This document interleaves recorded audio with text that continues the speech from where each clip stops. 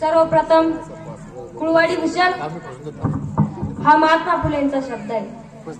शतकर्ते, सर्वजन प्रतिपालक, भूमिपुत्र, रणधुरंधर, परमप्रतापी, दिग्विजयी, महामानव, क्षत्रिय कुलवंत, श्रीमंत योगी, राजाधिराज, पराक्रमी, प्रेरणादायी, स्वच्छ राजकारणी, जिद्दी, मुत्सद्दी, निर्भीड, शूरवीर, प्रगल्भ बुद्धिमान, चारित्र्य संपन्न, प्रजावत्सल, न्यायप्रिय, जगविख्यात, प्रयत्नवादी, विज्ञाननिष्ठ, निर्व्यसनी, शक्तीपीठ, ज्ञानपीठ, प्रेमळ, मितारी, प्रतिभा संपन्न, संभाषण चतुर, बहुभाषिक, समतादिष्ट, निस्वार्थी, कदरदान, सुराज्याचे आद्य संकल्पक, आद्य क्रांतिकारक, धर्म सुधारक, नौसेनेचे जनक, स्थापत्य तज्ञ, नरवीर, महाराष्ट्राच्या अस्मितेचा मानबिंदू, भारत भूषण, राष्ट्रभक्त, राष्ट्राभिमानी, उदार, संयमी,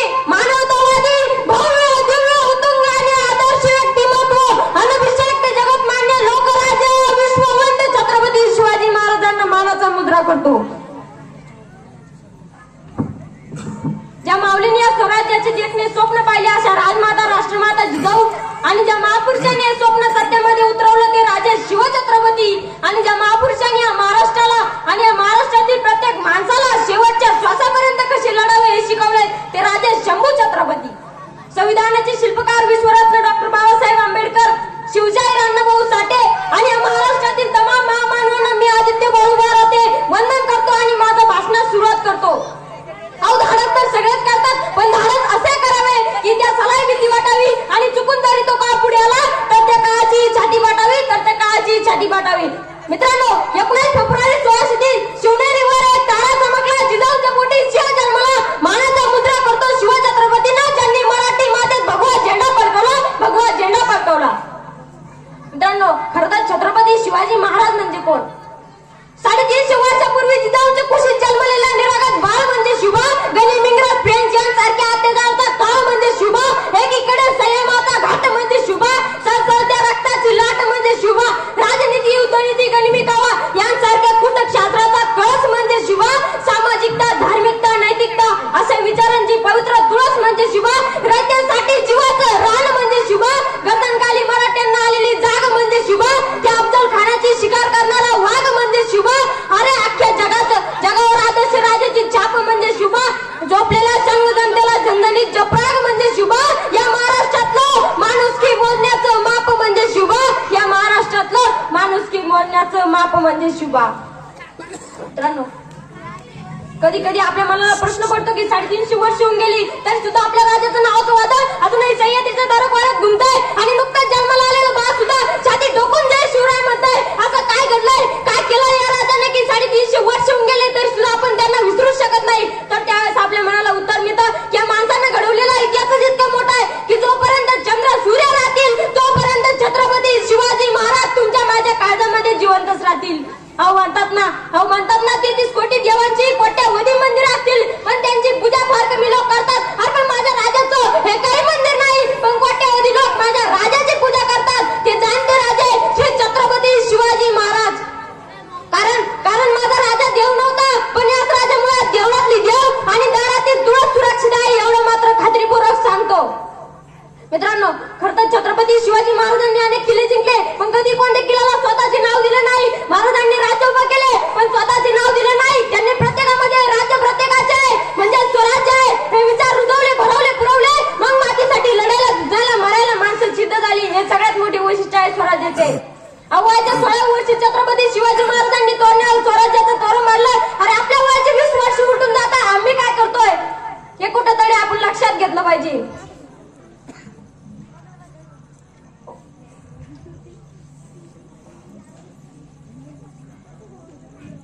वयाच्या 16 वर्षी छत्रपती शिवाजी महाराजांनी तोरण्याला स्वराज्याचं तोरण मारलं। अरे आपल्या वयाची 20 वर्ष उलटून जातात, आम्ही काय करतोय?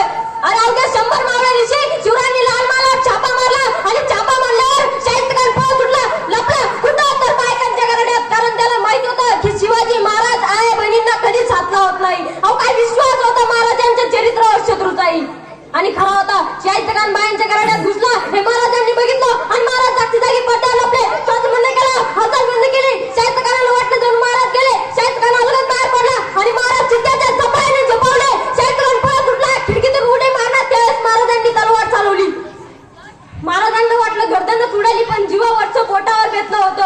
त्या साहित्यकाराला रोजच्या रोज डायरी लिहायची सवय होती. त्याने सर्व प्रसंग त्या डायरीमध्ये लिहिला होता.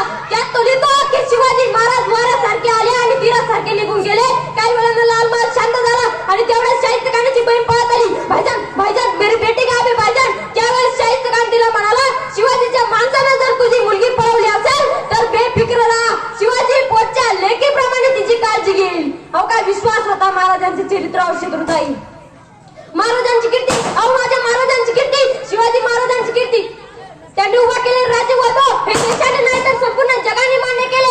अरे व्हिएतनाम नावाचे छोटेसे राष्ट्र आहे. राष्ट्र म्हणतो मी, मुंबई जिल्ह्यावर नाही पण राष्ट्र आहे. गेले 36 वर्ष ते अमेरिका सारख्या बलाढ्य देशाशी झुंजावत आहे. पण 36 वर्षात अमेरिका त्याला पराभूत करू शकले नाही. का माहितीये? व्हिएतनाम मध्ये चौकात शिवरायांचे पुतळे व्हिएतनाम मध्ये.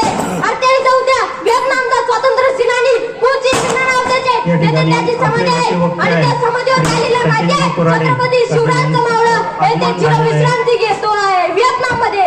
आणि जगातील 110 राष्ट्र शिवरायांच्या गनिमिकावाचा अभ्यास करता ही फार महत्वाची बाब आहे. अरे शिवाजी या शब्दाचा खूप मोठा अर्थ आहे. जी म्हणजे शिका, मा म्हणजे शिकल्याप्रमाणे वागा आणि जी म्हणजे जिंका.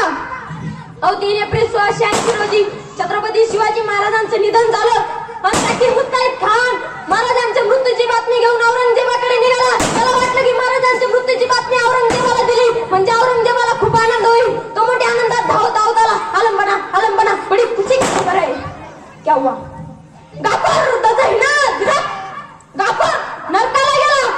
कोण? शिवा हुजूर. तसा औरंगजेब शांतपणे उठला. स्वतःची नमाज पडायची चटई त्यांनी खाली टाकली. त्याच्यावर गुडघे टेकून बसला. नमाजाच्या रुखादा पडल्या आणि नमाजाच्या रुखादा पडून झाल्यावर त्या खुदाच्या दिशेने हात वर केले आणि औरंगजेब म्हणाला, या खुदा तेरे जन्नत के दरवाजे खुले रखना, तेरा नेक बंदा तेरे पास आ रहा है. परमेश्वरा तुझ्या स्वर्गाची दारं उघडी ठेव. तुझा सर्वोत्तम पुत्र तुझ्याकडे येतोय. अहो काय कर्तृत्व होते या राजाचं आणि या राजाच्या कर्तृत्वातून प्रत्येक तरुणांना अजूनही स्फूर्ती मिळते. याचा राजा होणे नाही. धन्यवाद. जय जिजाऊ जय शिवराय. अतिशय सळसळता इतिहास महाराजांचा त्या ठिकाणी आदित्यने आपल्या समोर मांडलेला आहे. आपले आजचे जे काही शिववाक्यात आहेत